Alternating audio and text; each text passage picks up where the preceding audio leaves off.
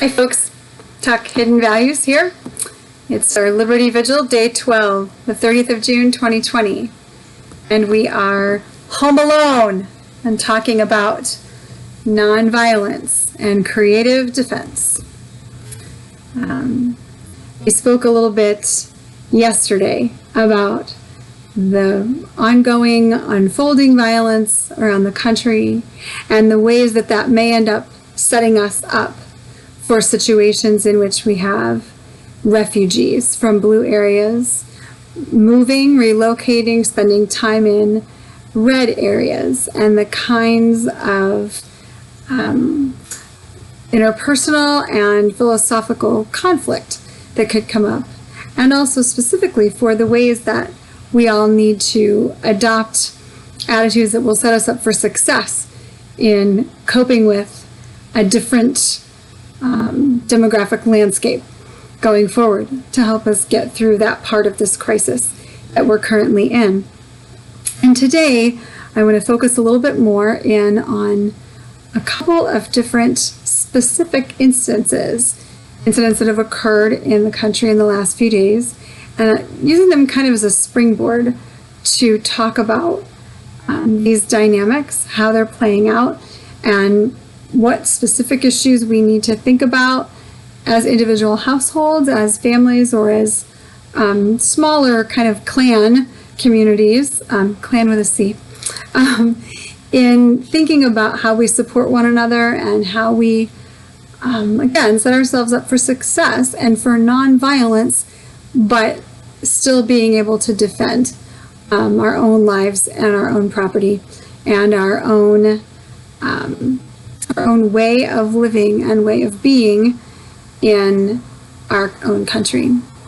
It's my belief that we do not need to submit to an agenda that we do not subscribe to. But at the same time, we need to make every effort to retain our way of thinking and living in a way that doesn't do anything to escalate our very precarious situation in the direction of more violence. So the first strange little incident I found a little surreal was one that I saw that was in Florida, and it was in a retirement community, and there were these two sort of lines almost. It was like a protest line of people with placards. And then there were another kind of crowd of people, many of whom were in golf carts, driving by this line of people, I guess. I mean, they were in their retirement community. They weren't in front of a government building, so it was hard to know really what was going on. And it was pretty unclear to me the whole time who was advocating for which position. Partly because I couldn't see the placards, the way it was shot, and partly because it was very inarticulate. There was a lot of yelling on both sides. And partly because, quite honestly, so much of the language was so foul that it was bleeped out. And I mean, we're talking people older than my mom, who's a great grandma, okay? So it was just honestly, if our country weren't in such a tragic situation, it would have been quite comical, to tell you the truth. But it was very distressing, particularly when it got to the point that one woman yelled, "Don't touch me," with her big placard, and she stepped in front of a man in a golf cart. And I thought, I hope he doesn't accidentally step on the pedal. I think it's not step on the gas, the electric pedal, right? And run over her. And it was very disturbing, which is when it occurred to me that, we are really not seeing a situation we've seen in the past with protesting. It's usually like, oh, those crazy young activist kids are out there doing their thing, and in a week it'll blow over. And we're at a month, and we've now gone to the great-grandparents, right, who they're just in their own neighborhood protesting to each other. So we're definitely in uncharted territory. And the other thing that occurred to me when it comes to actually our own protection and our own self-defense and the importance of not escalating, needing to express ourselves in articulate speech, right, and elevating the conversation, even in volume and prominence, but not escalating in terms of violence and energy and intensity necessarily, because these people are older, and as we age, we become vulnerable in so many ways. And so when I thought, we could end up theoretically, if things tip and an accident occurs, you could end up with really serious injuries or even fatalities in a crowd of much older people from even a much lower level of violence than, say, you're seeing in the Chaz, right? These people don't have automatic weapons. They have placards and golf carts, but somebody could still become very seriously injured, or even have an injury that becomes a fatality over a short period of time because they're older. And so just in thinking about kind of the overarching effects of this amount of violence playing out in these incidents, right, where people with a blue perspective and a red perspective are kind of coming together. And again, it's Florida, it's a retirement place, so people are drawn to it from different perspectives, and they're living in close quarters. These are the kinds of places where we're on those edges, right, of our political philosophies, that we're going to have that kind of friction. That was kind of not unique, but it was not as typical a situation as I would expect. The other is kind of more typical, and I think we'll see probably more of that. And it was a situation in St. Louis, which most people have probably seen the footage of by now. I won't try to recreate the whole thing here verbally, but if you haven't, go look it up. There's a couple that are middle-aged lawyers in St. Louis living in a big house, and a bunch of marchers, several hundred marchers, came down their street. Turns out it was a private street, and they had, at the very least, entered unlawfully and may have broken down a gate to get in, and was clearly marked as a no trespassing situation. They were not meant to be there, and they would have known that. So in addition to the menacing and the threats of protesters, and then the trespassing, the couple that were outside were not undercover, were not concealed, had weapons readily visible, which isn't necessarily a bad thing, but it certainly changes the conversation. It changes the grammar of potential violence in the situation. And they were also shouting back in response to threats from the protesters. Both sides were quite inarticulate and hard to understand and make out what they were saying. And in response to this, what I consider the capstone in terms of escalating the violence was that the mayor basically doxed these residents. She released their address, which I honestly don't have words to even describe my response to that, so I'm not going to. But when we look at this situation, I try to overlay that onto my life. What would this kind of thing look like where I live, or where you live, or where any of us lives? And obviously we live in really different situations. It makes a difference how you would handle this kind of thing in your life, whether you live alone, or with your spouse, or with your aging parents, or with your young children, or your teenage children, or whether you have neighbors 4 feet away in the house next door, or above or below you in an apartment, or whether you live on a cul-de-sac, or whether you live on a long street. There are all kinds of physical differences in how we live. There are differences in our household makeup. There are differences in how we heat and cool our houses. There are differences in how we light our houses and how we make sure that we can see what's going on. So we need to think about all of those things and how we would manage to keep our environment safe for the people that are in our sphere of influence. We also, I want to add, need to think about, and if we're so inclined, pray about what our posture is with regard to defense. People have different perspectives on what lengths they're willing to go to and what measures they're willing to take to defend their earthly lives. And so making sure that we have made our peace with whatever decision we have made about that is extremely important, I think. But it's very important that we have kind of the emergency supplies that we need, because depending on the extent and duration of violence around us, we may need to power our refrigerator or have a cooler for our food. We need food. We need water.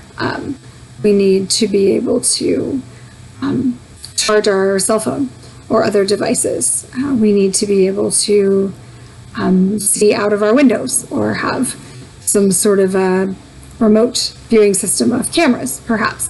We might want gates, we might want fences, we might want alarms on our doors and windows. Whatever it is that we want to do to make sure that we can manage our own environment in a way that fits for us with our risk tolerance and our personal situation. Some people need medications, some people need assistance devices for health. All of those things are things that we need to think about when we go into a situation like this, recognizing that this could come upon us. Another piece of this that I want to actually think through, that I found myself musing about in watching the footage is, wow, if that were me, what would I wish I had done in my own property? How would I want to handle in that moment what is happening? And I know for me, I would definitely want to have done what they did with having a no trespass sign. I actually have some in my garage that need to go up around my property and have needed to for a while, except that in my neighborhood, they kind of really don't. But they kind of really do now. So we can obviously make our limits known. If we don't do that, it's then very hard to be very clear about whether someone has violated our boundary if we don't say what it is. We can also amplify our voices, and I mean physically amplify our voices. If we have a megaphone or an electronic device that makes sure that no one has the excuse of not having heard us. One of the things we can do also is to talk ahead of time with our law enforcement, other emergency responders, make sure we know what the policies are, and obviously talk with lawyers or make sure that we know what the laws are that govern what the consequences will be for whatever choices we make in this regard. I am not a lawyer. I am not a police officer. I certainly cannot advise on those things. What I can advise you to do is to go through a process of steps of thinking about different things. And I do that really only based on my own experience and dealing with violence in my own life and the lives of clients. We also then, in the moment, can think about cover and concealment. When I mentioned earlier that this couple was out in the open, that's what I was thinking of. And I was wondering if that was their best option. It may have been their best option. It's notable that this mob did not rush their yard, right? They saw them standing out there bravely and brandishing weapons, and they just kept walking. They shouted threats, but they didn't act on them. There is something to be said for standing up to bullies. But when a mob comes by, you can't really be sure if they're bullies or if they have something more active in mind, right? So it's kind of a gamble either way. In my own experience of bullies, you never really know where things are headed, which is why it's scary and why it's potentially very dangerous. However, it is certainly possible that standing up to them openly escalates a situation. It's also possible that hiding out and having them not really know what your degree of opposition is and your preparedness to fight them is, then invites them to violate your boundary more and to actually raise the temperature. So that is definitely a tough call. And I think most people who've been in situations of escalating violence will tell you, you don't really know that until you're there.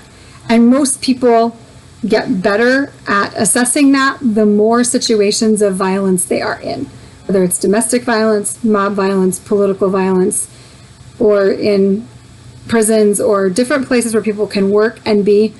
You develop a sixth sense for that over time, but it's very hard to know if it's something that's foreign to you, which is one of the reasons that you might want to combine forces and not just operate as individual households. You might want to operate as groups of people, so the people with different skills and different experiences around violence are part of your resource community. On that topic, sending that message that's verbally amplified to the people that are confronting you is important, and the way that you do it is important. You need to stick to very few words. They need to be super clear in content. You need to plan them ahead of time and write them down in big bold letters so you can read a sign without your glasses from 4 feet away. It's really important that you think about all the ways this part could go wrong and fix them ahead of time. And you want to be able to say the same thing over and over again, because things are loud and noisy and chaotic and no one's thinking straight. The actual physiological responses that we are programmed to have to save our lives, the oldest part of our brain, is not programmed for talking. And yet in situations like this, what we say can help us survive. And so we need to limit and focus our talking as much as possible, and we need to do it very effectively in order to help de-escalate a violent situation. And then once we've said what needs to be said, we need to follow through with what we said. If we had a time limit or a condition on anything, in 30 seconds X, or please do this or else this, then we need to follow through, whether it's calling the police or using some form of personal defense that's prepared on our property, whatever it is, we need to follow through. If we don't, we're inviting greater violence. So I think that kind of feels to me like enough to be able to think about and talk about and respond to. I welcome people's comments. I welcome input from other people who have spent time in situations of violence, particularly like this. It's very tempting to go to things that are kind of like this, but not exactly. I think most of us don't have anything that's exactly like this. And we have to draw on the lessons that are there in situations that are analogous. And I think there are quite a few people in our culture right now that have things that are analogous. We need to be careful not to push our analogies too far, because quite often it can lead us either to underestimate how chaotic this situation can be. It's much more chaotic than most domestic violence situations. We can also really end up bringing our analogies here from combat, and we can really push the violence over the top, because this will not tend to be as chaotic as that sort of situation. So we need to kind of interpolate between a couple of other common analogical situations to something that's probably proportionate to the kind of circumstance that we're trying to navigate in the streets of a neighborhood where we have civil strife going on. So I welcome people's comments on that and thoughts about it. Please engage with one another and also with me. If you are appreciating this content, please like it, subscribe. You can hit the bell if you want to be notified when new videos come out. They're every time of day right now because I'm having a very hard time with the timing of the technology. But we're going to keep plugging away, and I will keep you posted, and hopefully I will see you all back here tomorrow. In the meantime, breathe deeply and stay safe, and I will see you tomorrow. Thank you so much for watching.